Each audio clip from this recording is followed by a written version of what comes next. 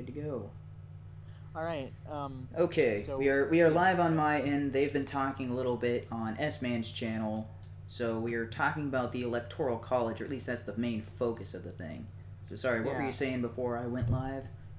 Um. No worries. About the other things we can chat about that later. But as for the electoral college, we were just discussing whether or not we should keep it. I mean, I would say that on the thing about the electoral college. Um. Okay. So. So Zach, you got a what message in the exactly chat. have So you discussed so far? Because we were we've discussed the four elections that have happened in our country, where in the United States, where the person who won didn't have the person who won had fewer votes than their yeah. opponent. Yeah. So Okay, let me. so Yeah.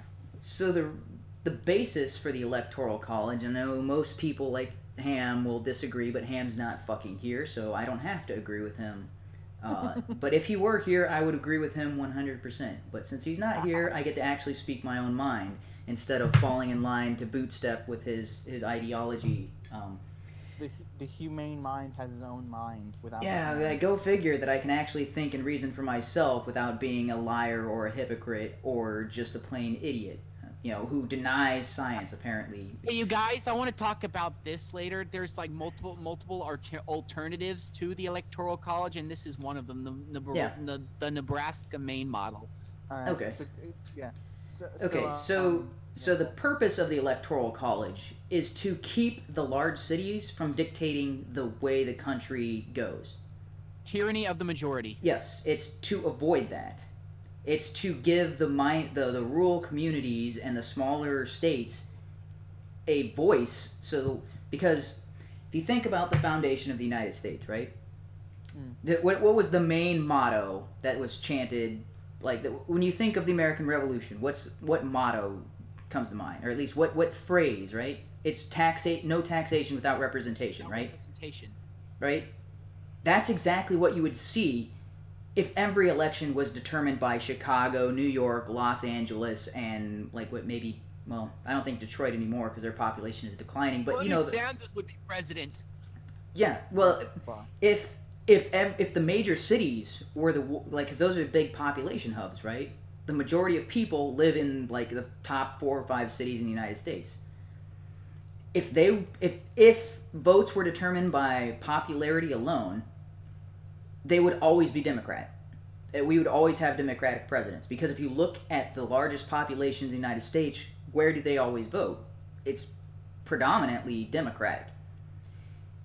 So when they're setting up so what would happen if we went with what Ham wants, where it's a pure democratic system?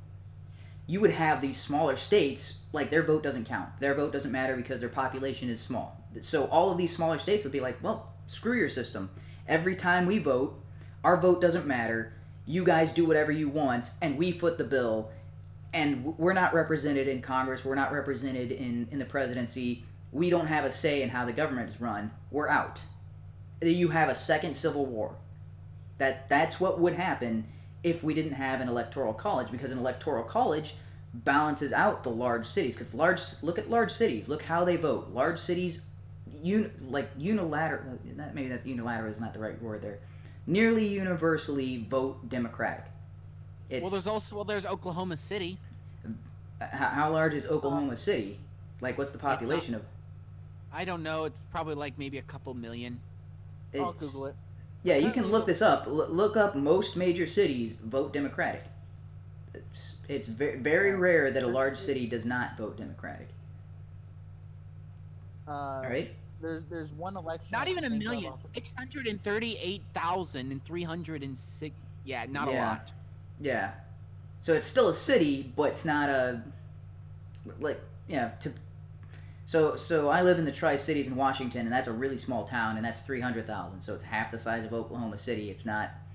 When you're talking about New York and L.A., you're talking about several million people all in that one city. Same thing. Yeah, San Francisco, L.A., Chicago, Detroit, Atlanta, Dallas, New York. Those are huge population hubs, all Democratic. Yeah. Like if you look at all in all, I overall in favor of keeping the electoral college. I don't find it to be that big of an issue, as I was explaining to the rest of these guys a little earlier. But to play devil's advocate here, but your biggest concern is that the large cities would overrule all the Yeah. small towns, and They would get their way every time, and the rural cities would get pissed. They'd be like, we never get a say, so we're out. That's what happens. the thing is, if it was purely a popular vote, put to a popular vote, wouldn't it be basically split in half with the larger cities, because or are they really that much of one mind? Yeah, if you look at the trends of the large populations, they tend to vote one way. It's so if that's the case and you're a Republican candidate, Republican candidates have to go to 40 of the 50 states, whereas Democrats like, we can go to 10, and as long as we get those 10, we win. Yeah. Also, the thing is that a lot Republican conservatives tend to live in very rural areas compared to liberals who tend to live in big cities. So yeah, he's right on the demographics part of that. I think conservative. If you go to California, all the counties that are on the inland of California are not by the coast are all conservative, while all the ones the reason why California is so liberal is because a lot of it is on the coast. I mean, a lot of it. And a lot of people live on the coast because the coast is a nice place to live. Very moist, very temperate, very temperate. Moist. Yeah. You had to say moist. But on the other side of the nation, there's conservative or Republican states that are on the coast as well, but on the other side of the nation. So like, I guess if you want to consider like states like not really. Well, if you look at Washington, Oregon, and California, on the other side of the nation is what I'm saying, in the southern United States. Southern United States. Okay, so southern United States. Yes, there are some Republican. Yeah, like North Carolina, South Carolina, yeah. Georgia. I would have. Hey, Loudmouth. Welcome. I know I should be sleeping right now, but I couldn't sleep, and I noticed you guys were streaming. Yeah, because actually you're kind of the inspiration behind this, because we got into a little back and forth on Twitter talking about the Electoral College. Oh yeah, we were talking with a social democrat, and holy fuck. Am I the inspiration for the Electoral College? No, you're not the inspiration for the Electoral College, but we started talking about this on Twitter, and this is why I started looking into it, and I'm like, oh, wow, this is it, because the most recent election was less than 2% of the population decided who was president. That seems outright crazy. Wait, the main point of the Electoral College is it's meant to make sure that large population centers can't dictate national policy and squish out larger areas. Like, I think a huge chunk of the nation's population is just in like 10 or so population centers, and they want to make it so that all the small towns of the country get a say, basically. That was kind of what the Electoral College was designed to do. Yeah, that's what I was just saying. So glad I'm not the only person who knows that, or at least thinks that. I mean, I get where you come from. I wouldn't say I'm specifically against it, but I wouldn't have a problem, or at least I wouldn't care too much if they did do away with it. Well, if they did, because I mean, there's look at the vote difference. I mean, let's take away the Electoral College for a second out of our minds. The popular vote of almost 63 million to almost 66 million.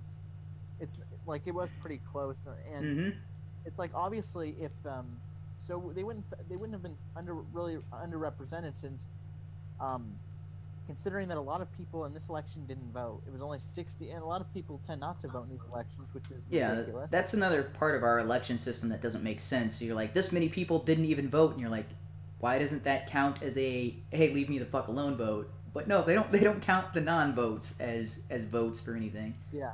So 62 million people versus 65 million people. I mean, which obviously, is not even half of the country, right? Yeah, it's not even 50% yet.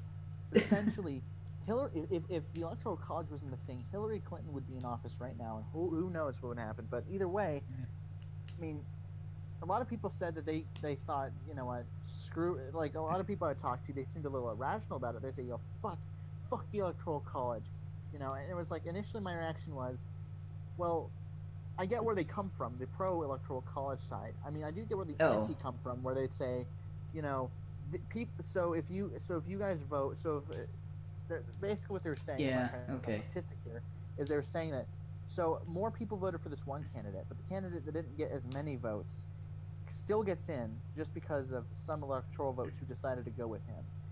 I mean, Yeah, the anti. No, it's because are pretty understandable in this situation.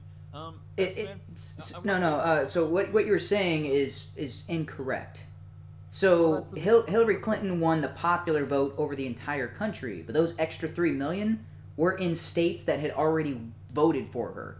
States like California and states like New York. I thought they were people who were here illegally. Well, that was what people claim. I'm not saying that's true, but I'm just Yeah, saying that's so- what people claim. Yeah, that's a bullshit train because Trump's such an egomaniacal narcissist that he can't accept that Yeah. he actually lost at something. Even when he won, he still feels the need to be a sore winner. No, 'cause- I like, yeah, that's what spurred the research into the Electoral College was your view on that. I think there could legitimately be 3 million illegal votes, in which case that means he actually won by a significant margin as opposed to barely squeaking out a victory. Also, Extraordinary claims Barely extraordinary is still a evidence. landslide. yeah, Yeah, you know, I'm not obviously. Okay, so here's the 4 elections. I'm just going to briefly show you guys like the 4 elections we've had where the person who won the election, they had more electoral votes but didn't have Yeah. as many popular votes. So there was the But election of 1870. Look at the number of states carried.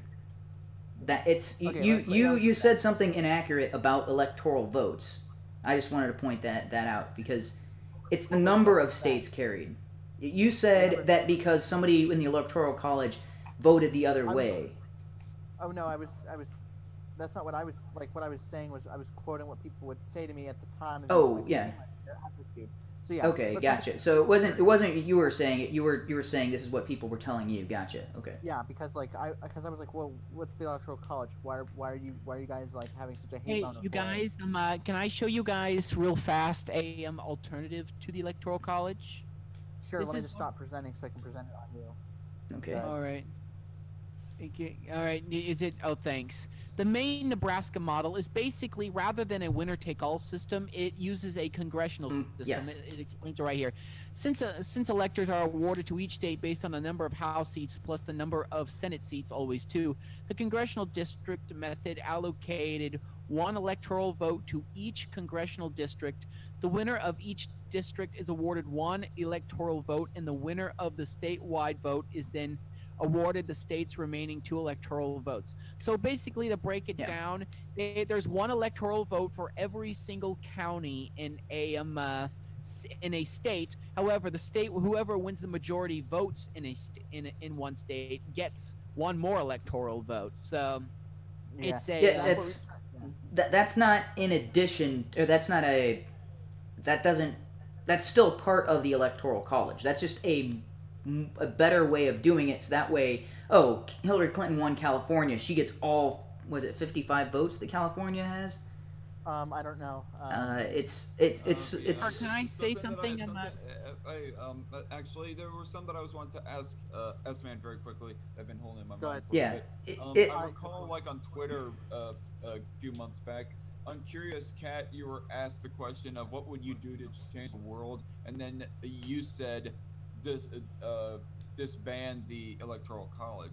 Was you just Okay, on Curious Cat a few months ago, I was strongly in favor of abolishing it because whenever I would talk to people, and it was very consistent. So, I'd say, it was to because like they wouldn't bring up anything about representing people equally from the larger populations to the smaller ones, but it would be something along the lines of people might not have done the research on the candidates and things like that, and at the time, I'll admit I didn't look into it too much as to the reason for it, but my attitude was, if that's the sole reason, that's fucking stupid. People can easily find out what the candidates stand for. They wouldn't have to use that electoral college for it. But if it's to prevent the tyranny of the majority, then I think, all right, fair enough on that. front of having the electoral college. However, humane mind, can I say something? Yeah. Although at the bottom right here it says some have argued for expanding the system to address the problems inherent in the use of the winner-take-all electoral college method. Yeah. However, if expanded to all 50 states, the congressional district method would make the presidential election even less competitive, and it would increase the likelihood of a candidate winning the election without winning a majority of the national popular vote. We analyzed the system along with the whole number proportional system in our 2015 report, Fuzzy Math, Wrong Way Reforms for Allocating Electoral Votes. What do you say to that? I am not sure. I haven't actually looked at the math of how that would work down. I would think it would be more fair if it would give candidates a better chance of winning, because right now, let's see, you need, what is it, 270, wait, no, right? Yeah, 270. You need 270 to get to win the election.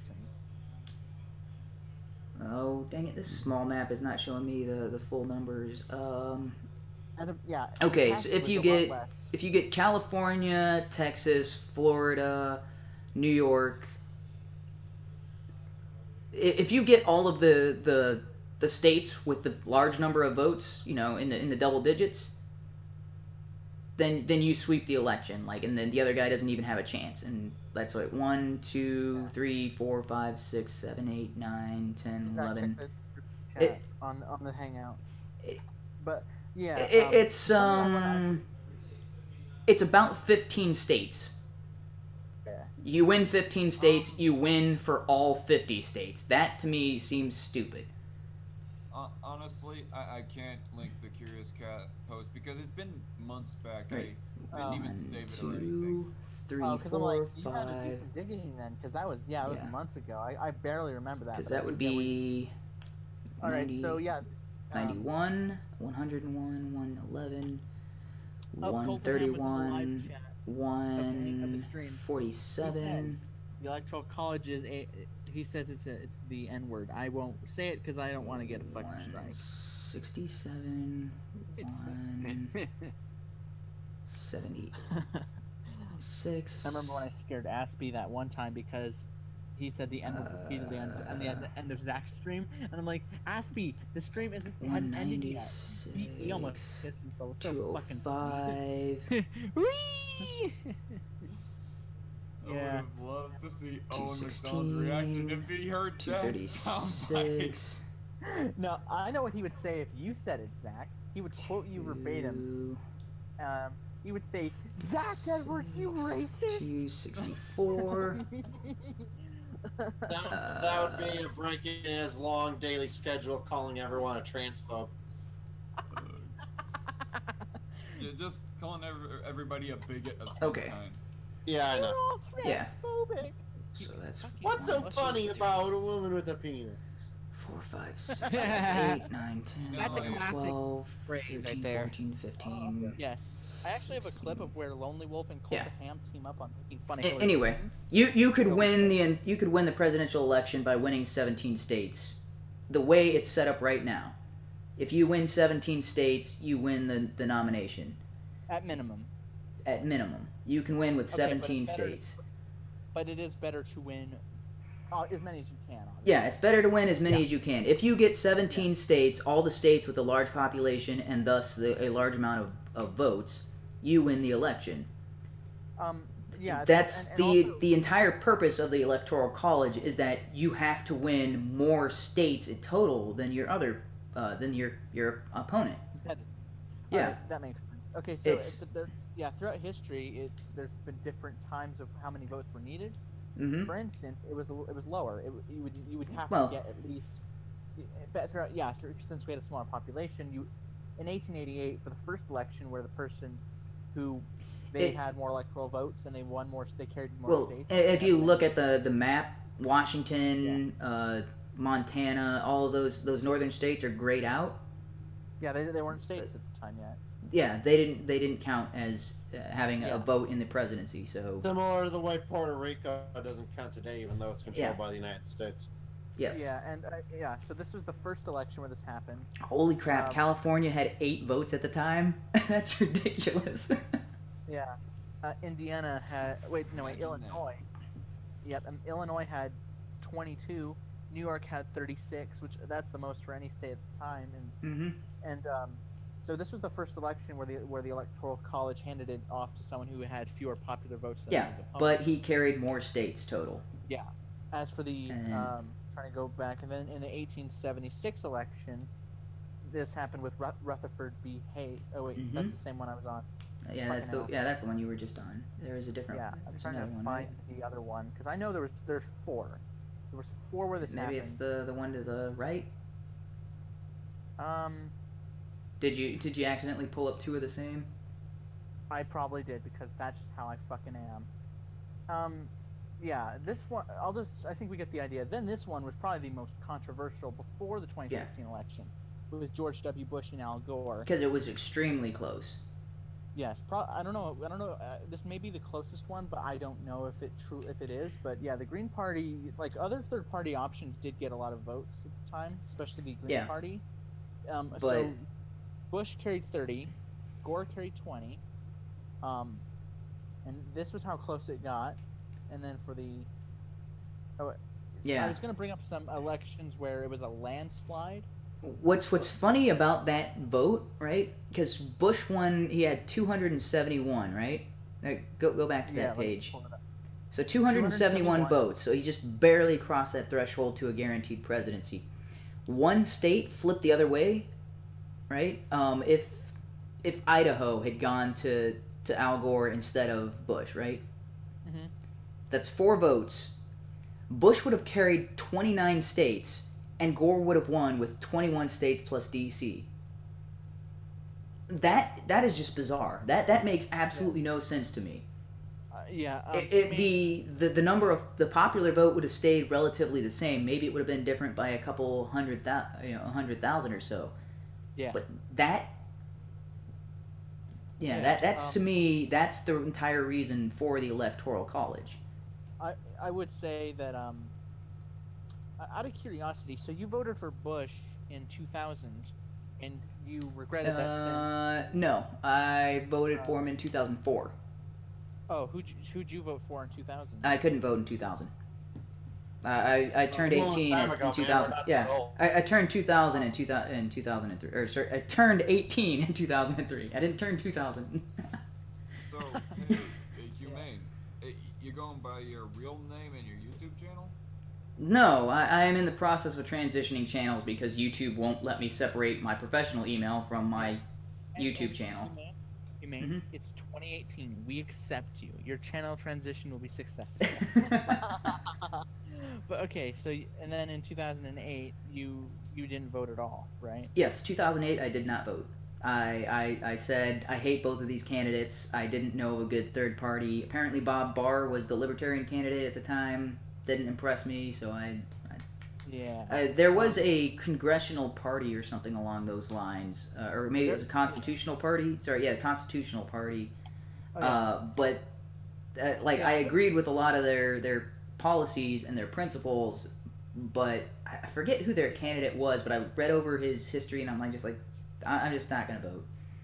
Yeah, I would say that with some of these elections, it's like. My problem, I wouldn't really say I have a problem with the Electoral College. It's just I would have an issue with the 2-party system. Yeah, that's a huge problem.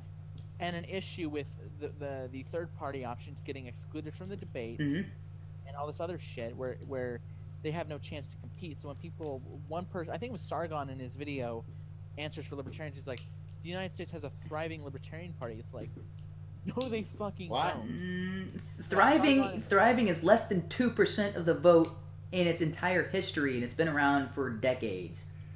Yes, and the most votes they ever had was a little over 4.5 million, I think, in the 2016 election. Well, and what the fuck is Sargon smoking to even say that?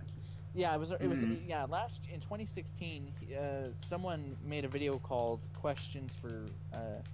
Statists, I think. Yeah, Mr. Dapperton. Mr. Dapperton created a what's that called? Collaboration video. A collab.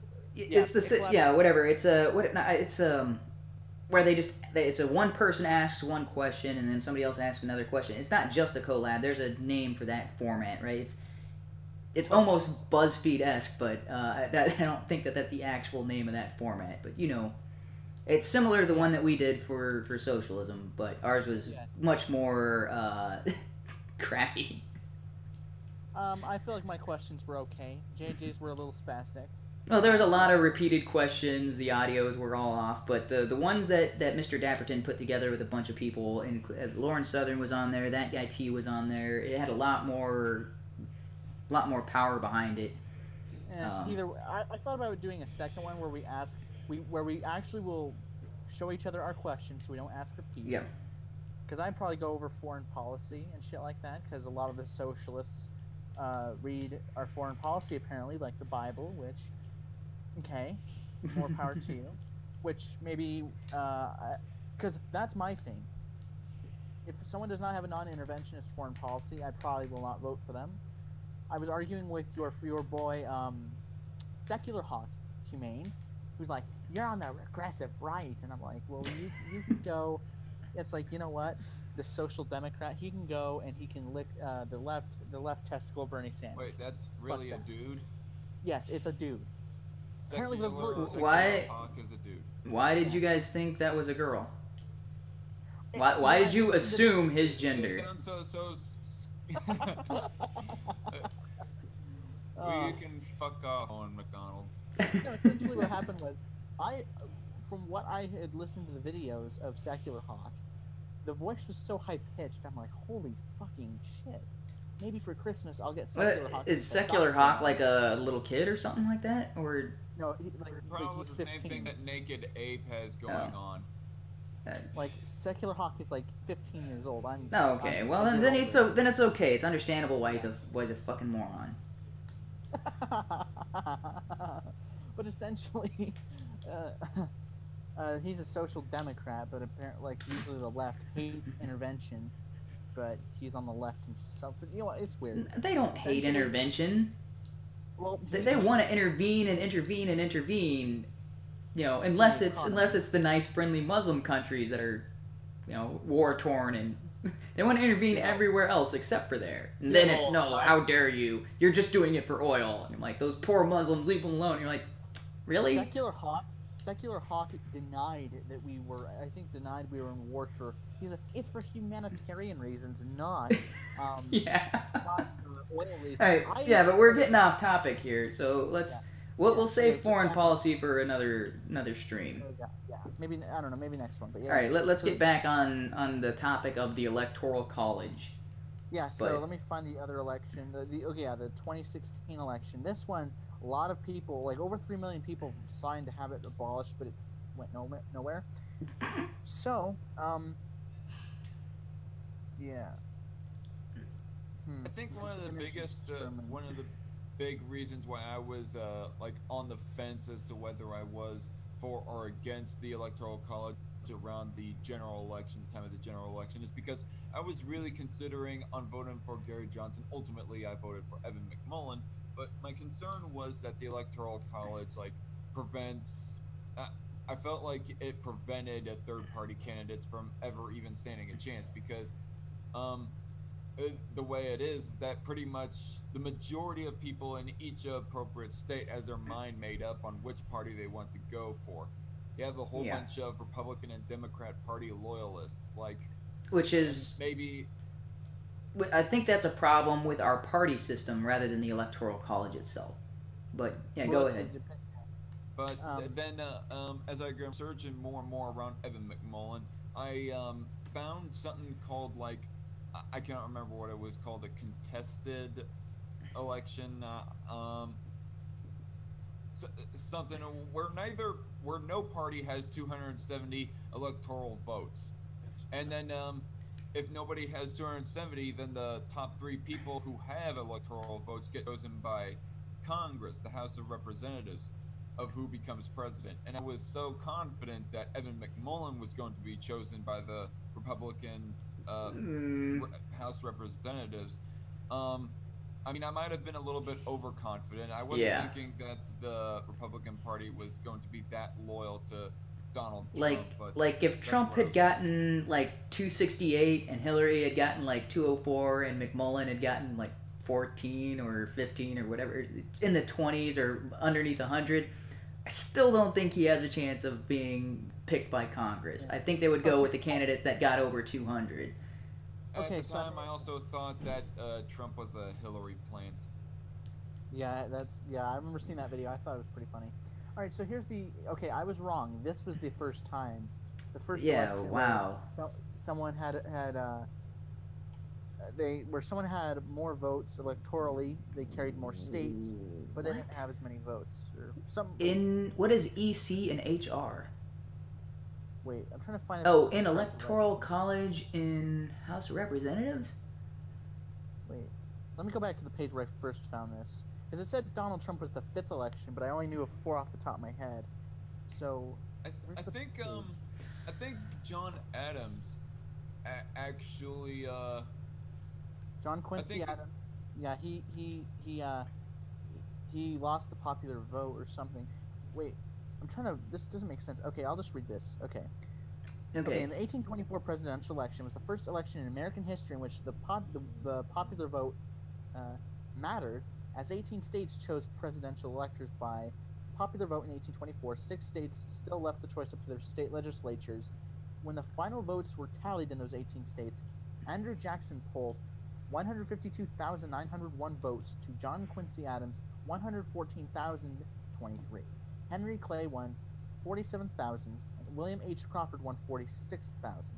The Electoral College's return, however, gave Jackson only 99 votes, 32 fewer than he needed for a majority of the total votes cast. Adams didn't even win all the electoral votes he needed. Huh. Yep, Adams won 84 electoral votes, followed by 41 for Crawford and 37 for Clay. All 4 candidates in the election identified with the Democratic Republican Party. Yeah, they were all in the part of one party, which is goofy, but... Yeah, but then again, it was... I guess just times are different. As no candidate secured the required number of votes, 131 in total, from the Electoral College, the election was decided by the House of Representatives under the provision of the 12th Amendment to the United States Constitution. Only the top 3 candidates in the electoral vote were admitted as candidates in the contingent election. Henry Clay, as the candidate with the fewest electoral votes, was eliminated from the deliberation. As Speaker of the House, however, Clay was still the most important player in determining the outcome of the election. The election was held on February 9th, 1825, with each state having 1 vote, as determined by the wishes of the majority of each state's congressional representatives. Adams emerged as the winner with a 1-vote margin of victory. Most of Clay's supporters, joined by several old Federalists, switched their votes to Adams in enough states to give him the election. Soon after his inauguration as president, Adams appointed Henry Clay as his Secretary of State. This result became a source of great bitterness for Jackson and his supporters, who proclaimed the election of Adams a corrupt bargain, and were inspired to create the Democratic Party. And then it goes on to show the one of Rutherford B. Hayes, Benjamin Harrison, George W. Bush, and Donald Trump. You know, Cult of Ham keeps on asking questions and basically being in the peanut gallery as he's commenting on us. I really wish that he would actually join this discussion. No, he's got work and stuff, and I don't care if he's got work. I set the time of the stream, whatever. Yeah, he says he hates the term statist, so please, HUMANe, I beg of you, please use the term statist around him as much as possible. Ham is like the supreme statist. He is such a statist, he doesn't even know how much of a statist he is. Yes, he says literally everyone is a statist. Like, other statists look at him and like, dude, you're too much of a fucking statist for me. Yes. He puts the tism in statism. I give 0 fucks if that offends him. Statist, by the Merriam-Webster definition, statist, an advocate of statism, and clicking on the word statism. Oh, it shows a picture of Ham? Yeah, sure. It's the whole Stone Boy picture doing the 2 fingers up. Literally everyone is for a state. No? I think the peace sign backwards is supposed to mean fuck you in the UK or something, is what that's all about. I mean, I saw the usual suspect use it one time to refer to fuck you. But Yeah. anyway, definition of statism: concentration of economic controls and planning in the hands of a highly centralized government, often extending to government ownership of industry. And considering the fact that Ham said that he is for single payer Single and he's payer. Yep. for, yeah, and for honestly, I haven't heard him talk a whole lot about free Well, college. I know what Mjolnir Man's position I'm is. pretty sure he wants free college. I mean, if he's for free and healthcare, why not throw everything's free? All of these things that are basic essential needs, free, He's also free. he's also a living wage, which that would kind of centralize the control Yep. of what pay of the workers to the control of the government. Yeah. I don't know where I stand on healthcare personally. We've not had a stream talking about it. I don't know. I think we had a stream talking wonder- about it. I Well, remember talking about it. I don't know if that was the main focus of the It was not- stream, but we did not the talk main about it. focus. It was not the main focus. We were talking about net neutrality, and then Coltaham started. Oh, moving- derailed the Single-payer conversation. Healthcare. Yeah. Then he started talking about single healthcare. Yeah. And he didn't shut the fuck up about it, and I was like, then you two started debating it essentially, and Aspie joined you, and then Coltaham's like saying to Aspie, hey, shut the fuck up. Yeah. Well, That's- Ham says literally everyone is a statist. Well, except for the anarcho-communists and the anarcho-capitalists and the minarchists. So I think you keep using that word. I do not think it means what you think it means. Literally. Even Austin Peterson is for some form of government, so and he considers himself a minarchist. Yeah. I'm using his pronunciation of minarchist, by the way, minarchist. Yeah. But anyway, And- so it's not like people of the same caliber of libertarian as Austin Peterson are against a state, against the government. I would No, like they are against a state controlling everything. That is Yeah, so. like- Somebody who's for a state getting more power would be a statist. Yeah, He yeah. would be a statist, but you were mentioning all these groups of people who are No, I wouldn't consider him a statist because he's for repealing state power. Anybody who is for giving more state power, that's a statist. Yeah, Well, you kind of grouped Yeah. anarcho-communists and anarcho-capitalists and minarchists as Well, that's because they're not advocating for a state. It is hey, a state is a necessary evil. Let's make it as small as possible. So it's people who advocate for a state would be a statist, right? If that's so, I think minarchists fall into the neutral on that. It's like they're not for it, but they're not outright against it. Whereas anarcho-communists and anarcho-capitalists are against the state. Whereas minarchists are kind of a neutral stance on the state. They just want it to not be so overblown and bloated that it starts encroaching upon people's rights. Yeah, there's actually a movie. I don't know if HUMANE has seen it, but it kind of shows the dangers of statism. Enemy of the state. Yeah, I've seen it. That's a little hyperbolic, but Who knows? It could be potentially true one day.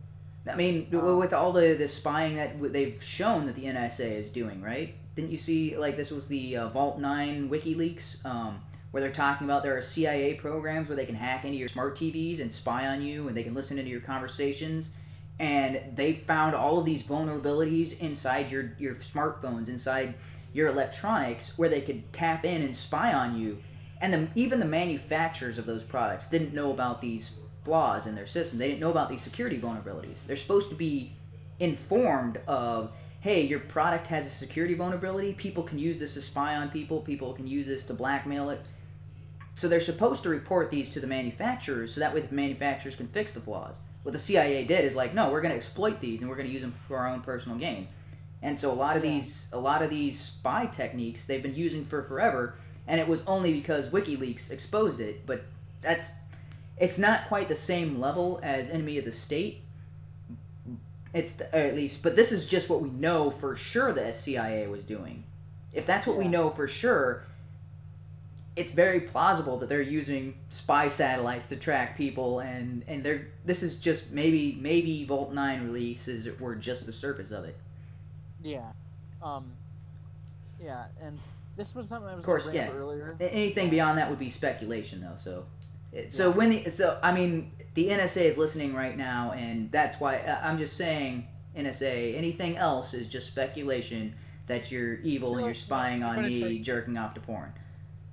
Too late, HUMANe. They're gonna chase you, and essentially you're gonna be like that guy who gets hit by the fire truck in Enemy of the State. Zach, if you've not seen it, I would strongly recommend you see it. It's a pretty good movie. Yeah. Gene Hackman. Well, Gene Hackman and Will Smith is really, really good. Yeah. All right. So here's the election that I was thinking of, where it was a landslide and probably the most brutal beating a Democrat has ever suffered, or at least I can find. Yeah, that. 6 states plus DC to 44 states.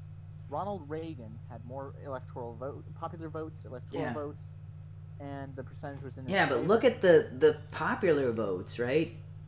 8 million difference, and yet the difference in states is what, 38? 38 states, 8 million people. That's what? You know, it's kind of amazing because despite of there being a third party candidate, despite John Anderson being formerly in the Republican primaries for president, he split off and ran third party. Ronald Reagan was still able to win with a majority of both Electoral College and popular vote, not just a plurality, a majority of both. Yeah, and I'll even goes to show how popular he was at the time. Yeah. Yeah, and so here's how it went for the even worse round 2 in the 84 election. 525 electoral votes versus 13, and there's like what, 530. Yeah, Mondale. He almost won the entire Electoral College except for those 13.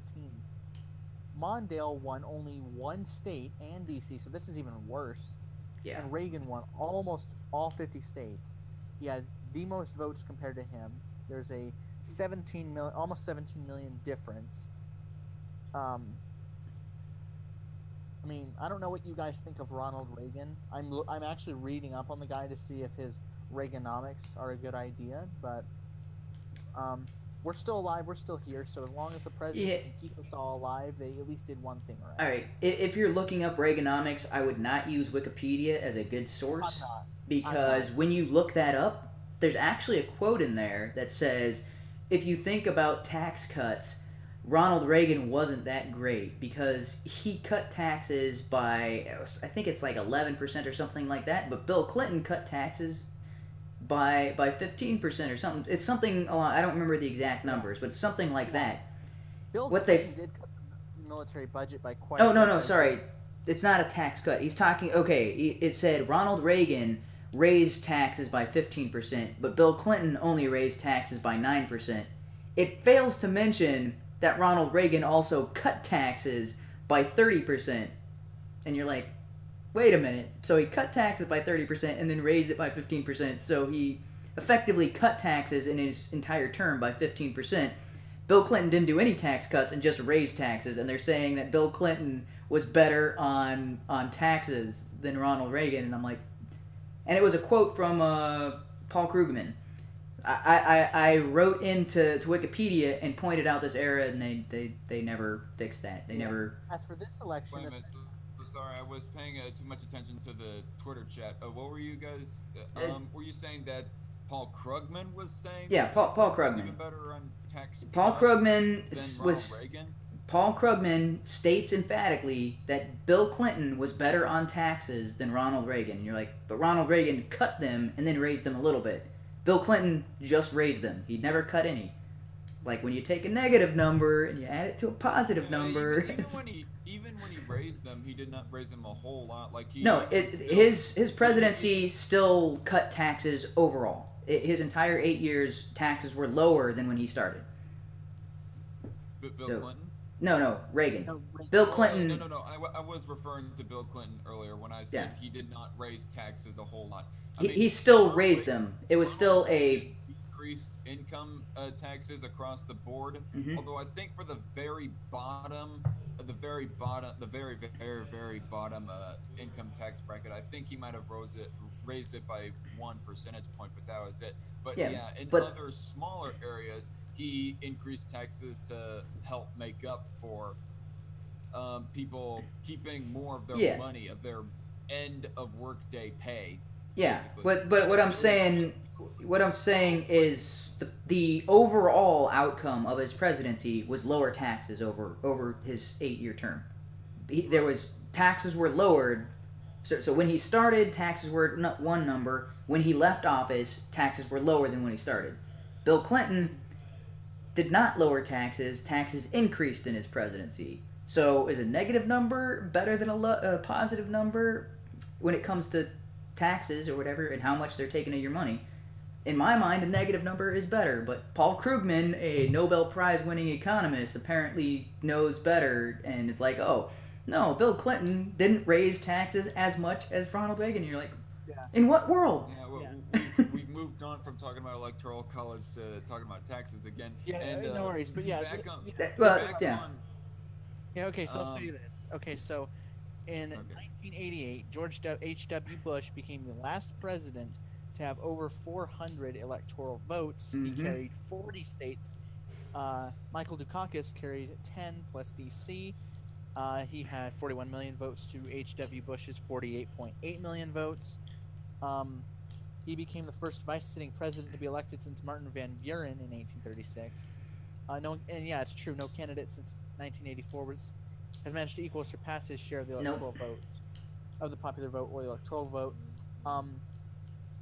And this was this is also the last time we've had two people of the same party have control of the White House. Like the Republicans had control of the White House for 12 years, like of them being in the White House. You know, this is the only election where either major party won a third straight presidential election. Whether you like H.W. Bush or not, you have to admit, like, he did do a good job of winning the election at least.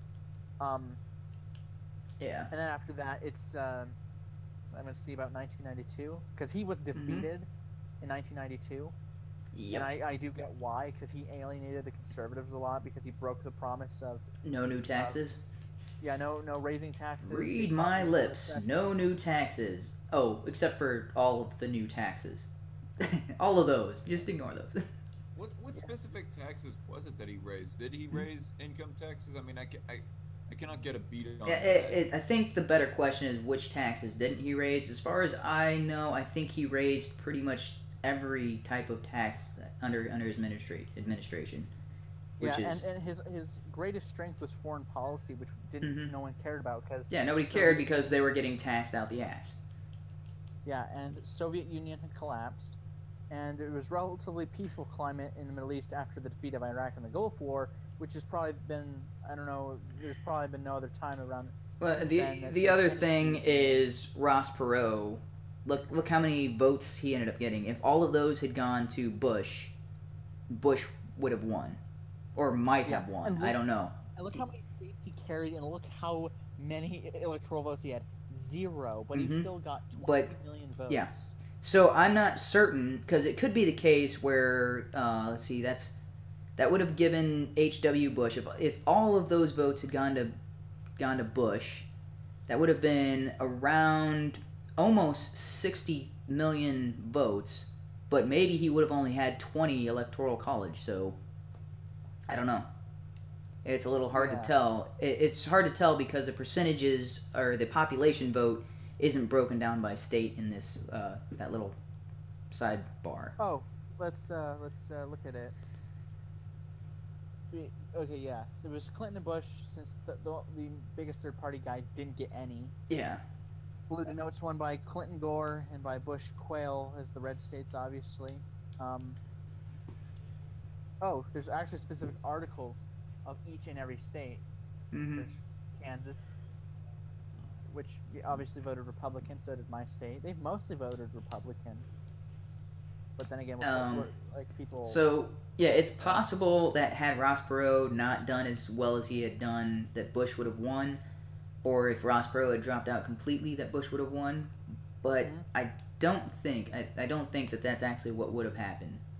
Yeah, and then the 1996 election, which there's a few stream ideas I guess we could do like in the future, like how we would run the country or what our thoughts are on the certain elections. But yeah, Well, this is how it we went would run a for- country. Step one: don't ever run a country. Don't have anybody run a country. That would be so funny if HUMANE literally ran for president and On the platform of nobody should be president. That's my platform. Bill Clinton obviously was the one. He had more electoral votes, which is the closest, because he got his 270. Mm-hmm. Bob Dole was for Republican Party, and Ross Perot was no longer. I'm not sure where I would. I don't know how I feel about the Reform Party. But yeah, some of these third party people have done pretty damn well, considering how many votes they got. But it does matter more about how many states you carried, which I think I do. I think I do kind of agree with the idea of the Electoral College, because of the points of tyranny of the majority. Yeah, and it makes more sense to see not how many people you have, but how many states you can carry. Yeah, if you didn't have the Electoral College, the number of states that you carried wouldn't matter. It would. Yeah. So you could focus. So right now people complain about swing states, right? They're like, oh, these swing states, and the thing with swing states is which state is going to swing or which state is going to side with a particular party or president changes over time. Large cities population does not. So some years it might make sense to go to Michigan and and to go to Wisconsin and to go to Illinois because those might be a swing state, or to go to Florida because Florida might be a swing state that election. If it was just a popular vote, California, New York, Florida, Illinois, Pennsylvania would always be. Those are the only places people would campaign.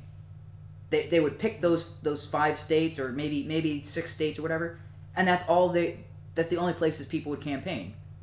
Yeah. Oh, sorry, yeah, Texas too. So they would go to Texas, California, New York, Pennsylvania, Florida, Illinois, Ohio, maybe a few other states, and they would always be the same states every 4 years. Yeah. They wouldn't care about basically 30 to 40 other states. Those 30 other 40 states would never have a say in an election. So here's the election of 2004, 286 to 251. So this one was also pretty close. 59 million to 62 million. And actually, Bush holds the record for the most popular and unpopular presidency, as he had 90% of the country's approval after 9/11, and less than barely 21%, or even I think it was around 19% when he left office. He carried 31 states in this election. And you said you regretted voting. Yeah, I think you did say you regretted voting for Bush in this election. Yeah. What was your regret specific? Because wasn't it the wars and stuff? Yeah, because I was like, okay, yes, he's going to do something about because what 9/11 happened, it was 2001, right? And so voting for him in 2004 was like, okay, yes, he did great in solving terrorism or whatever. Yeah, I was misinformed as well. I thought he was doing the good job. And then around 2005 or 2006, I was like, wait a minute. Iraq had nothing to do with this? Why the hell were we there in the first place? Why are we in Afghanistan? Why are we doing all these other things? We're not solving the problem. We're actually making it worse. And I'm like... Yeah, didn't they even... I was actually arguing in a Twitter chat with Secular Hawk and other people talking about whether or not there was weapons of mass destruction in Iraq. And the point, we're trying to establish, so we didn't even have the approval of other nations to do it. We didn't have the approval of other nations, but we don't need the approval of other nations. That's what makes us a sovereign country. But so I don't blame Bush for going in thinking that there were weapons of mass destruction. I don't think he knew. I think they were telling him, yes, there's weapons of mass destruction. And as long as he doesn't know the truth, then it's fine for him to go in there, because he was told a lie. It's not his fault, right? If you're president and you're told, okay, they're gassing their own people, they have weapons of mass destruction, they could use it on the United States. All right, well, that's what my security advisors are telling me. This is top priority. However, if they told him, "Sir, there's no weapons of mass destruction," and he kept on with the say, "Oh yeah, there's definitely weapons of mass destruction," then it's on him. I don't know. Yeah, and also we were discussing the legality of the drone strikes, invasions.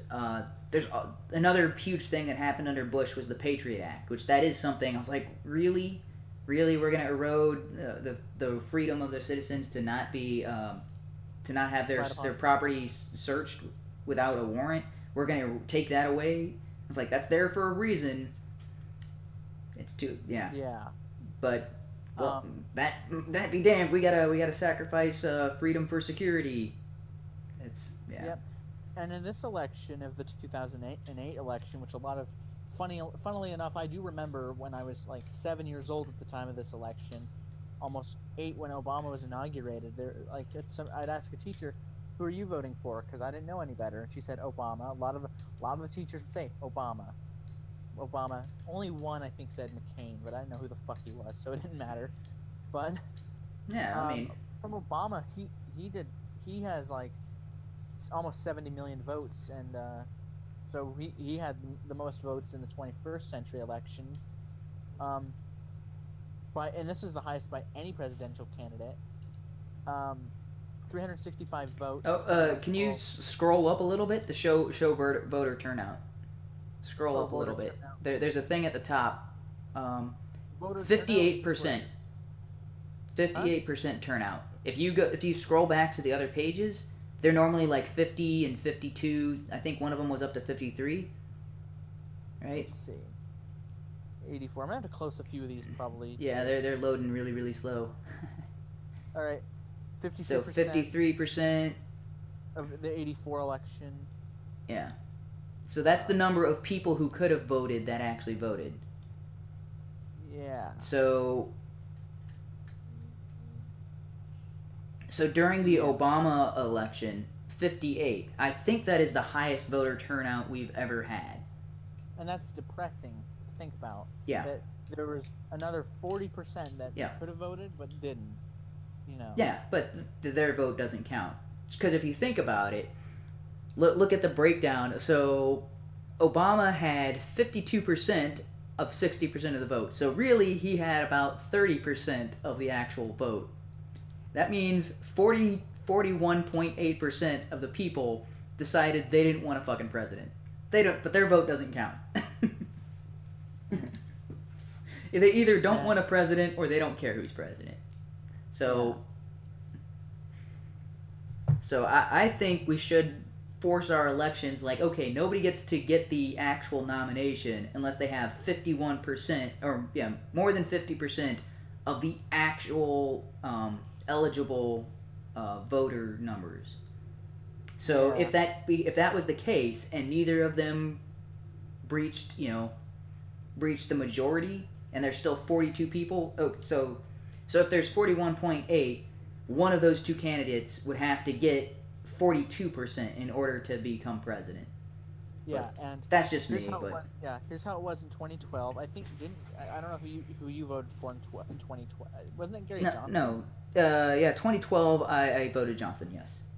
Yeah, and here's how it turned out for Obama and Romney. Obama had more electoral votes. He carried more states, but barely. He carried more votes, popular votes, and he had a little more of a percentage than Romney did. And there was a 54% voter turnout.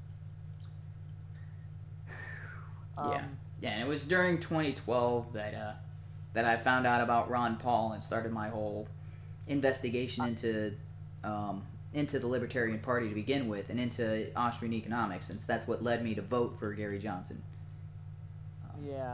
Maybe.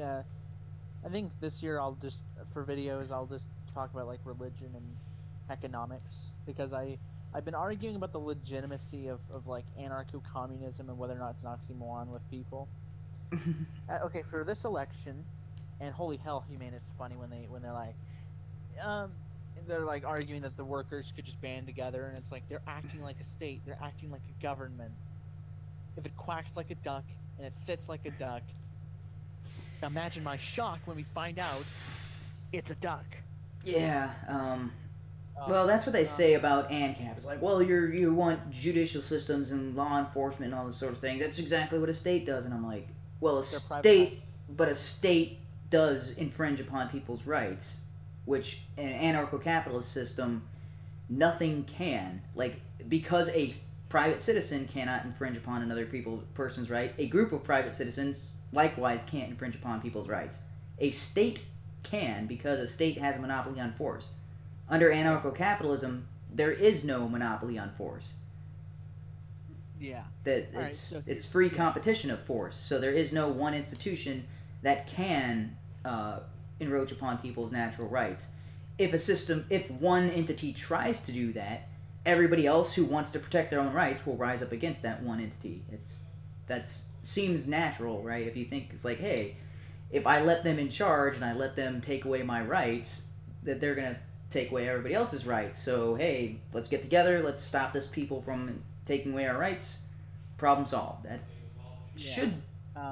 That's the rational response, but. Yeah. So essentially, with all those elections,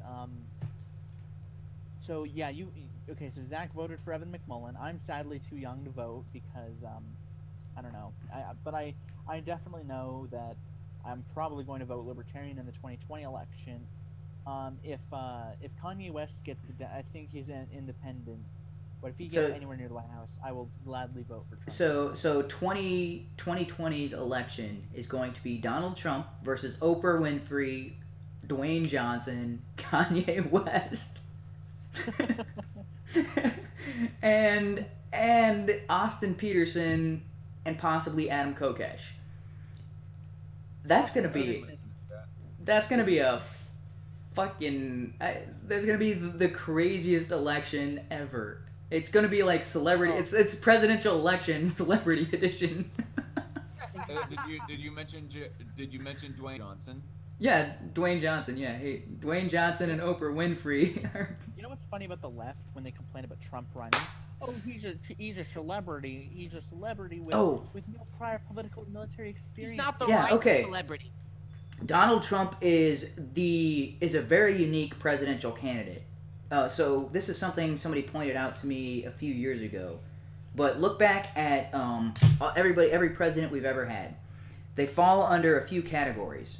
They were either previously the president, previously the vice president, previously a governor, or previously a member of Congress, and the last one is a general. Yeah. Very rarely does anybody from the legislature ever become president. Yeah. And they're usually not very good because they're not leaders in anything. Yeah, but I mean, if you think about it, senators there's a history of senators becoming president. There's a history of vice presidents becoming president. There's a history of previous presidents, becoming president. And there's a history of governors becoming president. But wait, Donald Trump was a business tycoon. Wasn't Herbert Hoover a tycoon as well before he became president? Well, with Donald Trump, he was the first president with or at least that I know of off the top of my head. Let's see. No prior political or military. I just got off Andy's week, and I think it was amazing. That's the perfect I believe it was actually trend. Either way, if the Republicans complain about Oprah not having any prior political or military experience, they have Donald Trump to be the counter. And now the left can't complain, or they can't really, or anyone in general can't. So you're saying Hoover? Yeah, that's what Zach was saying. Herbert Hoover. But now no one can complain either way about Oprah being the president. Like, if she became president, they can't say past experience because we already have someone in the White House who has no... Well, I think when people say that Donald Trump has no political experience, I think that's true. Like, he's never had an office. But if you have to think about it, with how big his business is, he's probably had to involve himself with a lot of politicians in order to, work around some edges for business, for certain business, adventures. So he probably's had some experience working with politicians. Okay. So he was Secretary of Commerce prior to being elected president. Yeah. So I'm getting it from Wikipedia. I mean, keep in mind, this is Wikipedia, so kind of a flimsy. Always a good source. Information. But just for very quick information, the third United States Secretary of Commerce and Director of the U.S. Food Administration. Okay, so I guess that is an exception to the thing I was pointing out. So I guess maybe I should broaden that category. So rather than saying vice president or president, I should say a member of presidential cabinet, because technically the vice president is some kind. yeah, technically the vice president is a part of the presidential cabinet as well as the president himself. Yeah. Okay. So let me. Okay, I found something about Donald Trump has run for the presidential for president several times. There was one in 19. Wait, what? He ran in 2000 as a Democrat, I think. No, he was seeking the nomination of the Reform Party in 2000. I think he had interest. Okay. Yeah, the Reform Party, which I'm not too familiar with them. He matching him up against Republican nominee. That's the one that Jesse Ventura won him governor under. Yeah, and then he left a few months later, and the party went to shit. And now he doesn't like any parties. He's just purely independent. He's a conspiracy theorist. He's like the left-wing Alex Jones. Conspiracy theorists are such fucking lol cows. Okay, considering running for president is not the same thing as running for president. I wasn't saying like he ran in. Yeah, so 2000 he actually entered a presidential race, so yeah, that counts. Yeah, I think there was other times. I thought he had run a few times before then, but there's a 2000. 2000. Apparently that was the first time he did, but I can't find any other time. Like there's temporary considered, but that's not really the same as actually going for it. Aspie, since I don't know if you were old enough to vote, who'd you vote for if you were old enough to vote? I can vote. I did vote. Who'd you vote for? Trump. And you know what my reaction is? What? My reaction is, eh. If someone says to me they're voting for Trump, I don't. Zero fucks given. Damn right, motherfucker. Because it's so fucking. This is something that angered me throughout the entire election. Is if you said you're voting for Trump, you know what they would say? They let's say Zach said, "I'm voting for Trump." Someone would be like, "Zach Edwards, you evil, white, cisgender, heterosexual, able-bodied, Christian, conservative, Republican male. You are the reason society is so fucked." And Zach would say in response, "Get muted, motherfucker," or something. But essentially, people would act. I would just say and. But essentially, people would act childish depending on who you said you voted for. Some people would call you a cuck if you voted for Clinton. Some people would call you a racist if you voted for Donald Trump. Or even call you a cuck if you voted for a third-party member or voted for anyone besides Donald Trump. Or you'd get blamed. If either way, you would get blamed if you voted third party. So there was just no way to make anyone happy. There was no way to just have any peace. 2016 was just in general a shit year, But you know how many times I got harangued by family members for refusing to vote for Donald Trump? Honestly, in the last election. Oh my God! Don't even get me started with when I said, well, like my parents were like, "Why won't you vote for Hillary?" And I'm like. Or why won't you support Hillary? Because she's a lying bitch. Obviously, you cannot vote. You couldn't vote right then because you're still. Yeah, okay, never mind. I'm not gonna dox your age. I think John Caparulo said it the best. He said, "Oh, you don't want to vote for Hillary because she's a female president." Yeah, like I'm all for equality. I'm all for a female president, but not that bitch. Seriously, is that the best? Is that the best representative of women in America that we can find? Is some multi-millionaire who hasn't driven a car in like 20 something years? Yeah. As it turns out, yeah, Zach, I've revealed my age in my videos. Every time my birthday comes up, I'll make a video about it. So yeah, I'm 16. Everyone pretty much knows it. But no worries. But yeah, in around the time of the election, I would bring up, they're like, if you say her emails one more time, and they're like, how come you don't condemn George W. Bush about that? Actually, I have. Emails. Christmas carols by BuzzFeed. Sorry. And I'd go over things like, she supported the Iraq War. She's held as I was strongly, I still think it was not worth it. That it didn't really help. That's kind of how my position was at the time, and I also would point out that her positions changed on what the polls were. She didn't support gay marriage till 2013. and think among things like that, and they would dismiss everything and say it was about gender and all that bullshit, and it was like my father was more mature about it though than my mother was. I want to say something very quickly. Hello, Lonely Wolf. I want to say something very quickly about what you said earlier of how your family members would be all like, "Why don't you criticize Bush for his deleted emails or whatever it was that you?" I'll said be right earlier. back, you guys. I gotta print something out. Okay. That's a bit of a red herring. I mean, maybe Bush should be trying things. But to mention his emails, the thing is that Bush was not running for president. He can't run for president at all. He doesn't plan on running for any more political office. So just for any Hillary supporter to just throw that out there as a complete and utter frivolous, unnecessary red herring for the 2016 election. And even when it comes to like all the MCs and other plants that I think that got attacked under Bush, people threw that around as a red herring as well. I mean, when people bring up Benghazi all the time, the thing is, 4 people died under Clinton's watch. No people died under Trump's watch. Yeah, and something I'd like to point out is technically Bush could have a third term. It's just under the circumstance of, let's say it was Cheney Bush, like Cheney ran for president, because I don't think they have any restrictions against a vice president who served 2 terms running for president. And let's say something happened to Cheney and he's out of the White House, and in the presidential line of succession it goes from president to vice president, it would land in the hands of Bush if that were to happen. That wouldn't happen anyway, because Cheney is a decrepit old man who's dying pretty much anyway, isn't he? Yeah, kind of. Yeah. There's actually we have 2 former we have 2 presidents. Yeah, we have 2 very old presidents, former presidents, who only served 1 term.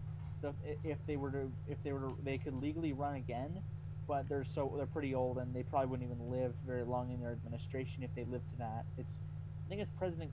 They probably wouldn't live through getting through the primaries. And if they made it through the primaries, they probably when they're up to take the presidential oath, they'll be like, raise your right hand and repeat after me. I, George Herbert Walker Bush. And I'll be like, George Herbert Walker Bush. He has a heart attack and it goes to his vice president immediately. I actually can recite the entire presidential oath, but I can't remember the vice presidential oath. I know it has something to do with enemies, foreign and domestic, but I cannot remember the entire thing for vice president, but for the president, that one I can recall. You seem to be looking up something humane. Oh. Well, I was going to make a joke, but I'm trying to find a name that is recognizable. So I'm just going to say, because you were talking about, you just don't want to vote for Hillary because she's a woman. And it's like, well, if it had been somebody else besides Hillary, like, say, Nikki Haley had been running, well, then everybody would have voted for her because they want the first ever PILF president I'd like to fuck. Okay, yeah, never mind. It's a terrible joke. It didn't need to. I was looking up. I was trying to figure out if there was some other politician, and there's a lot of friggin' attractive women who are in politics, but most of them are not eligible for presidents because most of them are from other countries that are here as politicians. And I'm like, dang. What do you guys think of the idea of because there's people who are like, we should remove the thing where only natural-born citizens can be president. I don't agree with removing it. I think it's fine. It's there for a reason. Yeah, and when people were like, when Arnold Schwarzenegger wanted to be president, it's like, sorry, buddy, but you weren't born here. And there was this back in 2016 or late 2015. There was something on the news about a little Asian girl wanting to be president of the United States. Yeah. And I'm like, she seems really nice and all, but I would have said to her face, bitch, you were not born here. I would like a waiver for whatever presidential election roaming millennial decides to run for. She's Canadian, so it's close enough. Fucking nationality, you bigot. Anyway, I would probably there's can you imagine if Ben Shapiro became president? Holy fuck. Oh yeah, Ben Shapiro might even just throw his hat in the ring versus Trump. So it could be Shapiro, Trump, Kokesh, Oprah, Johnson, and maybe Peterson. I think Peterson's actually going to get into Congress, so he won't be eligible to run for president. Well, maybe he will run for president. I don't know. Yeah, but I mean, he's running for the Senate. Yeah, as he's a Republican. Yeah. Which So I don't know if he's just identifying as a Republican or if he no longer believes in libertarianism. No, he's just, it's because it's very difficult to get into office as a libertarian candidate. He's got a much better chance of as a Republican by getting the Republican nomination. If I were to run for president, I would run as a Republican. I would, as soon as I am inaugurated and my presidency is official. I should have said Ivanka Trump. Like, I disagree with her completely. Like, she's a leftist, but if Ivanka Trump runs, yeah, I'm voting for the first pill for that. You seem so sad. You have that look of sadness. Who? Nikki. Nikki Haley. She's the one who was getting all the press for speaking at the UN about supporting Donald Trump's stance that yes, Jerusalem is the capital of Israel. It has been for decades. How is this news? How is this how dare you say something that we've all known for years? And like, fuck you guys. You guys are stupid, UN. Stop voting on this nonsense. Yeah, I didn't really have a problem, or I didn't really give a fuck when he said that Jerusalem would be recognized as the capital of Israel. Because it's been since the establishment of Israel. It's been the capital. It's never not been the capital. And, it's never been like, should it be some of these other cities? No, it's always been fucking Jerusalem. People are too big of pansies to upset the Palestinians. Yeah. All right. Well, because they're afraid of getting blown up, right? Their feelings get hurt. Zach, wasn't there a term that someone labeled you with that you didn't like? I don't know why it just popped in my head as we were talking about Israel. Since I think it's anti-Semite. The term. Somebody said that I was an alt-light wannabe. Alt-light wannabe. Oh no, wait. Isn't that like you wanna be a wannabe? That's what that sounds like. Because isn't that the complaint about alt-light? Is they want to be the alt-right, but they're too scared, and like, oh, you're so scared of being even a wannabe of a wannabe. Oh no, I remember. Because the avatar's like a good avatar. It's not. It's like the proper like pea coat with the thing around it. That's like. I'm talking about Zach's avatar. I'm saying that's not a try-hard avatar. That's a real, genuine avatar. Oh, that avatar. Really? Yeah. Yes, that avatar. Really? Because I thought I even looked at my own picture as I was animating it and thinking to myself, yes, I'm a try-hard for fame. What can I say? Oh no, everything I do is try-hard. Zach, I remember the term. Okay, so when Zach, you said you took the test of the 8 values one, and it put you as a neoconservative. I'm not too familiar with what neoconservative is. Yeah, hang on a second. Before we start talking about all this other stuff, is there anything anybody else wanted to say about the Electoral College? Not that I can think of. I don't have anything to say. This conversation would have gone on a whole lot longer if we had somebody that actually disagreed and was disagreeing more of it from the beginning, like Cult of Bacon. Yeah. Cult of Bacon versus Islam. So, you know how that would go. Well, there is another. So, I think I started talking about this is that people, without the Electoral College, presidents would just go to the major cities and that's it. They wouldn't care about the rural areas. They would just go to where all, the major population centers, and they would always go to the same population centers and fight for the votes there. And those population centers would basically determine every election. Because we have the Electoral College, you'll see swing states. But swing states change from election to election. Swing states aren't always the same states. I just wanted to get that across. I think I kind of touched on that, but then it's... So what this means is that states that last election didn't matter and weren't important enough to get a presidential candidate to come over, next election cycle, they might be important enough for the president to make presidential candidate to make a stop by and hey, we exist. We have a say. You care about our input. Without the Electoral College, all of that goes away, and then people in those states, those flyover states or whatever, would start to be like, we don't matter, we don't have a say in what's going on in Congress. Twitter how do we get out? Get a look at this. Oh, for fuck's sake, Monica. Is Monica Lewinsky a Me Too hero? What? You know what? She can just go back and she can continue. No, how is It's been she? 20 years since the infamous affair between former U.S. President Bill Clinton and then White House intern Monica Lewinsky. New York Times correspondent Jodi Cantor asked whether the treatment of Lewinsky would be different now as discussions around sexual harassment and power dynamics between men and women are changing. Why don't they talk about the actual women who have accused him of actual rape? You know, Juanita Broderick Like and Paula Jones, yeah. The people who, the woman who actually won a court case and got a settlement out of it. Like, oh, no, the hashtag Me Too. Where's the hashtag Me Too for those women? Oh my god.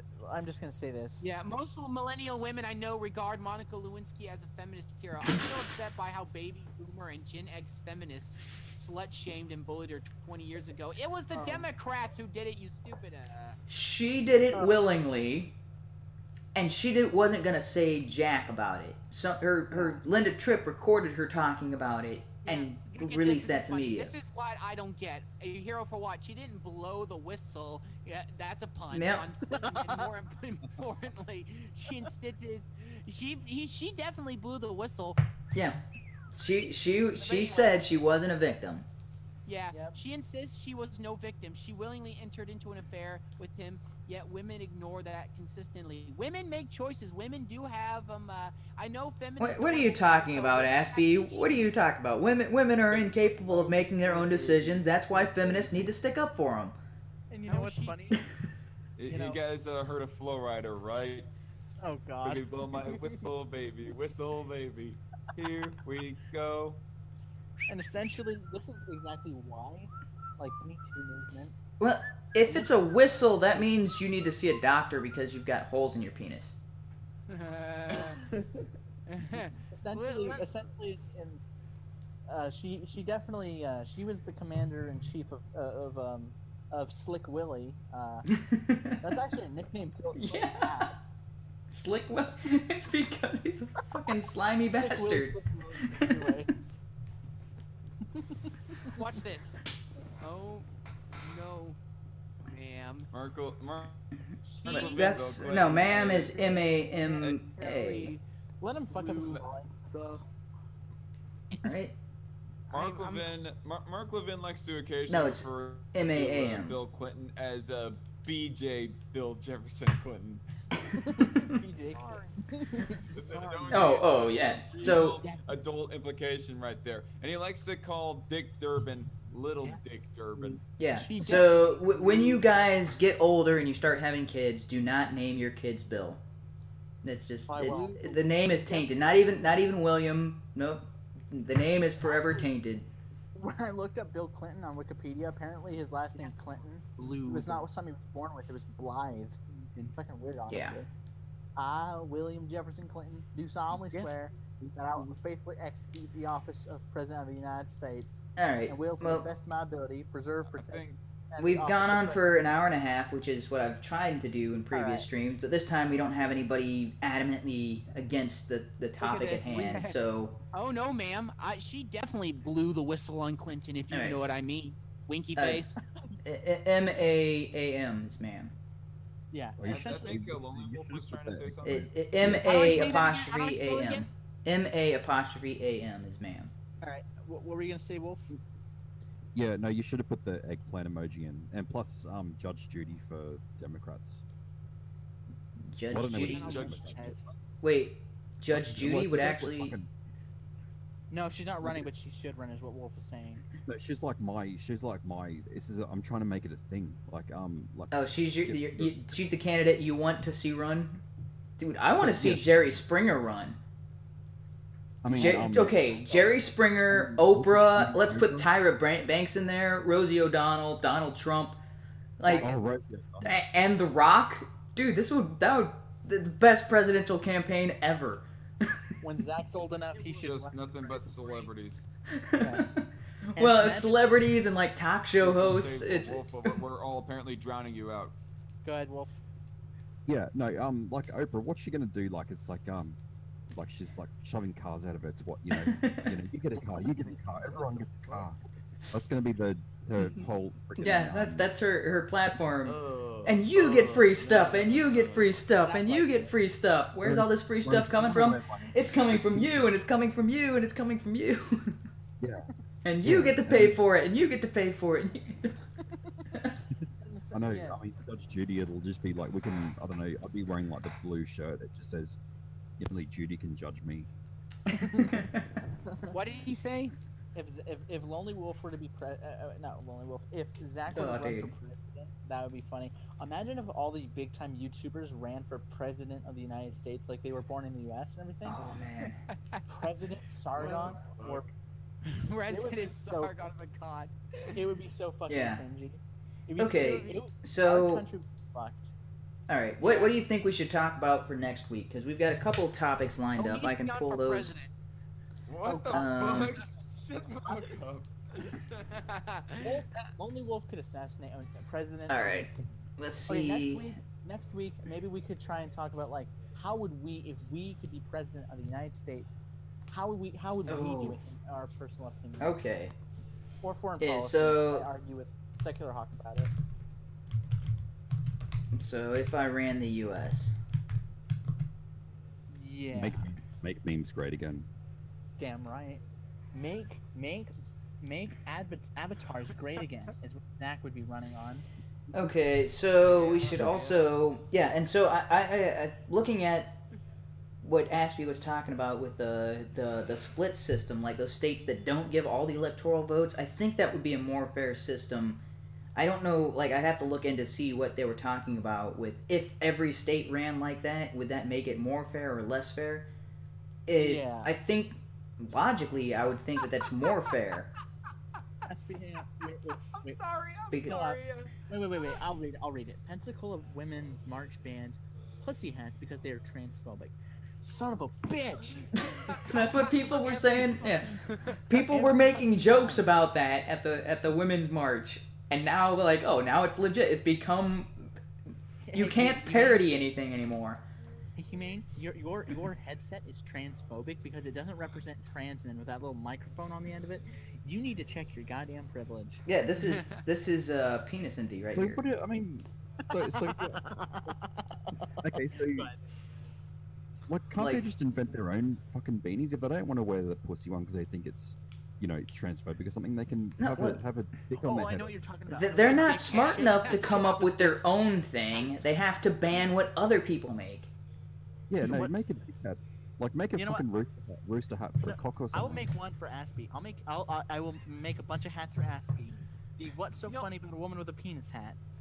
Hey, it would be kind of hard to have a dick hat because the penis would keep getting in your face and it would keep. So what they need to do is they need to make the pussy hat with a penis coming out of it. Then they're covered on both.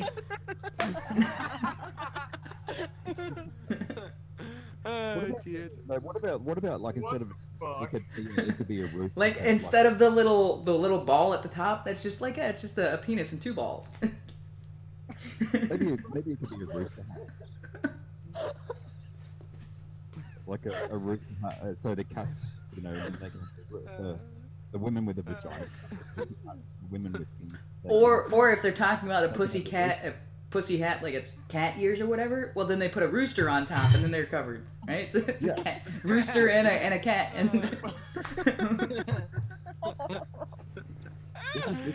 this is how turf was created. I'm just gonna put that out there. Damn right. You know, it'd be funny. What if a TERF slept with a passing trans woman who had the vagina and she didn't realize, and the trans woman in what bed is a like, TERF, by the way? Hang on a second. Like, and the trans woman's like, just so you know, I used to be Christian, and the TERF's like, no worries, and the trans woman's like, I'm so glad I'm Christine, and the TERF looks at her like, yeah. So TERFs are feminists who don't want transsexuals in their group, right? Is that? Yeah. Or transgender, trans, whatever the term is now, because they're all nonsense words. Yeah, they switch their autism in response to anything. They put their chromosomes in their bios and in their Twitter names and in their handles. Literally, some people XX or XY, and it's like, I think these people are so spurgy about it, they probably have an extra chromosome they just don't know about. It's the Oh my problem gosh, with look at this, identity look at this. as the your pink as your. pussy hat reinforces the notion that women equals vagina and vagina equals woman, and both of these are incorrect. That is fucking false. Anyone Yeah, there's only. I mean, okay, yeah, there might be some trans women, but it's like it doesn't have to bother them. I mean, Well, like why just because you got a couple of trans that it all has to change? I mean, this is why some women are gonna become TERFs, and I reckon there's like a lot more. I see a lot more of them on Twitter. Yeah, and You there's know, I don't even get it, because originally when like social justice came up, like the original social justice was that we need to break the gender stereotypes. Like women can be tough into sports and video games and whatnot, and men can be into Barbies and dresses and blah blah blah. how's that But going? now all of a sudden, regarding considering a person's gender, apparently, if you defy your own gender stereotypes, that is a sign that you are actually part of the opposite gender, the gender that actually holds those stereotypes that you are Yeah, portraying. it's- I mean, Can I it's also kind of say switch. Let's just wrap this up. Yeah. Can I just say one more thing? Right. Furthermore, the group considers that the hats to be racist because they assume that all vaginas are pink, which is white focused and Eurocentric. All right. Yeah. Well, we can do a stream later where we talk about Yeah. shooting the shit and whatever. But I think we've Alright. covered everything I wanted to say about electoral colleges. Did anybody else have any closing thoughts on them? So- Closing thoughts. I know I kind of ran the conversation because I touched on. So okay, we do want to eventually talk about voter ID because that's something that And the idea about Oh yeah, voter included ID, Can you turn off my display, please, Esmond? Oh yeah, sure. Yeah. voter I forgot to ID, do and that. voter fraud. yeah. We should So have covered that. but next time we will, as S-Man talked about, we will talk about our what we would do if we were ever put in charge, how we would do things differently. Zach would so- be my vice president. Okay. You're welcome. Zach. So it's about so it is January, and I think I said every other month we want to do a stream where we try to pitch something to the opposite. So what I want everybody to do, create one platform of this is your ideal of what you would want, right? Yeah. So and do that argument. We're going to make that. So the first half is going to be your legitimate arguments. The second half is going to be now try to tear down your system, point out flaws in your system, right? Try to be your own best critic. So Yes. so do your full platform first. Don't change that. Then go through and try to make a how could this possibly go wrong? Yes. And That's you a good idea. So also, it's the each best that way- is so and don't change your original pitch to because like oh well now I figured out a flaw and then I can go back and fix something in my original plan. So make your original plan, lock that down, write it down on a piece of paper, write it in text or whatever. Don't change that. Then look at it and be like, how can this go wrong? Try to find flaws in it and let us know, hey, these are things that I came up with after the fact. And the other thing is we're gonna critique each other's program or each other's platforms. So not only are you critiquing your own, the other people in the conversation are gonna be like, wait a minute, that's gonna create a problem, and here's why. Yeah. So That's a good idea. And I'll title the stream #SMan Edward. It'd be Speaks Edwards 20. However, whenever election to be 2040. Yeah. I think. because this 2040. and again this is one of those exercises where we're trying to get better at presenting our ideas. We're trying to get better at thinking things through. We're trying to get better at debate overall. Yeah. All right. All right. So this is where I'm going to wrap up the stream. Thank you to everyone. Yeah, who well, joined me. you always got to bag it up, right? Yes, I got to bag up the stream instead of wrapping. Yeah, I'll wrap it up, put it in a bag, and I'll chuck it in No. the dumpster fire. Yo, diggity, got to bag it up. That's hey, I do have some super chats here from Bahamut Reborn. I ran out of Xbox Gold. Oh, okay, I don't care. That has nothing to do with anything. I almost got on a cunt stream yesterday, but the guy got sick. Why does it say that I've only been streaming for 51 minutes? That's not right. Hey, HUMANe, by the way, when we had that stream about like my stream, I had a stream. I'm trying to find out what it was because I actually told you about it and you didn't believe me. My stream was, I think, 3 hours and 38 minutes or something, and yours was 2 hours 57 minutes. Yeah. Oh no, I don't know why that would be. It always seems like my streams are shorter than they actually are. All right. Anyway, well, we're wrapping this up. I think everybody's said everything. We have our plan for next week. Make sure you do your homework. Take 30 minutes and do your homework for that. Yep. All right. So thank you to everyone who watched. Thank you. No promises that I'll come, but I'll try and do my best. Yeah. If you plan on coming, just take 30 minutes before the stream and make your pitch for. And then afterwards try to poke holes in it. Yeah. Okay. So thank you to everyone who joined me. It was great having you on, and as always, Aspie, I do have a question for you. What is so funny about a woman with a penis? Until next time. All right. Bye, everybody. All right. And I am wrapping my end up. So he said his closing remarks. I will be moving my channel here. I talked about it a little bit earlier, but I am moving the HUMANE to a new channel. You can check the About section and the discussion in my channel if you want to switch. And if you're not listening to the stream, which is probably like 100 of the people who subscribe to me, which all the letters are now capitalized, not the E at the end. That E is no longer important. It's capitalized as well. No, it's not. I don't know what you're talking about. It's the same as my old channel. It's just I'm trying to separate my email from my YouTube channel. Well, when I checked the HUMANE on the new channel, the E was capitalized. Like everything was capitalized. It shouldn't. Yeah, it shouldn't be. It should be lowercase e, because that's the format for all of mine. I might have had to make it capitalized because I had two channels with the same name, so it is going to change back to the lowercase e eventually. Yeah, it's currently all caps HUMANE. Mm-hmm. But the link should stay the same. Yeah. What?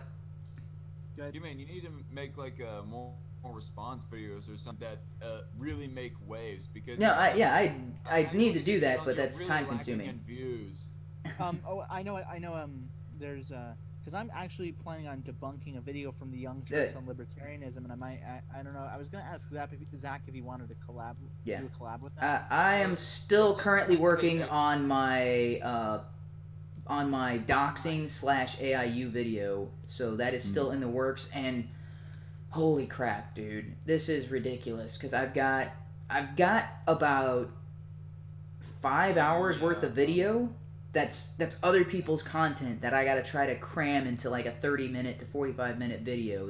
It's 5 hours worth of other people's content on this that I've been combing through. Again, about that regard, I don't see the necessity in why you have to make a response video to AIU.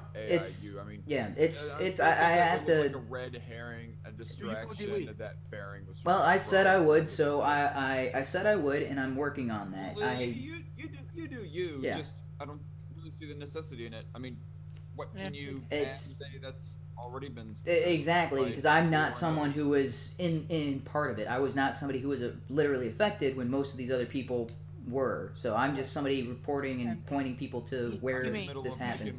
My sum up video for the whole loudmouth bearing drama. Yeah. Yeah, and Zach, if you want to see the video in question from the Young Turks that I plan on to debunk, I'll send you the link to it. It's pretty fucking stupid. Yeah. So anybody who cares that I am switching my channel, that's going to happen in the next week or so, and that's all I wanted to say before I end my side of the stream. Go to his website, funfair.com. Oh yeah, I gotta pitch my stuff. So you gotta shill yourself. Yeah, I gotta shill myself because that's what I've been, breaking my back to try to get out there and spread the message. So I am working on a website. It is called funfair.com. That's FUNDFAIRE. Or Foxtrot Uniform November Delta Foxtrot Alpha Indigo Romeo Echo.com. Yep. Did I say that right? Yeah, I think I said that right by phonetically. Yeah. The slogan should be, don't kill yourself, shill yourself. No. All right, and I have created a GoFundMe to raise funds for that. I am going to need an additional $10,000 to see it get to market by April. That $10,000 is going to purchase some licensing as fees that I'm going to need to pay, as well as hardware to go with that. So it's not.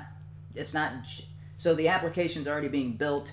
I've already got the foundation for it, but there are fees that I'm going to need to pay in order to get that up and running, which is what the extra 10,000 is being raised to do. I'm thinking that if we do want to do a co-op response video to the Young Turks, I think that we should have like an edited collab video, and instead of like a live stream like the last two that we've done, because those were kind of lengthy. I mean, we both take a look at the video. We both have our own response footage to the videos, and then I give my response footage to you. And then you edit that how you want. Yeah, because the last time we did a live response, it was 52 minutes. The first one we actually were more concise. All right, this is stuff that I'm gonna end my.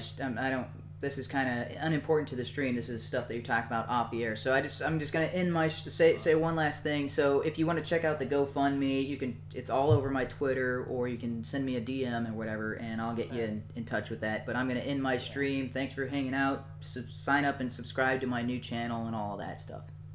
We might want to provide. Yeah. Okay.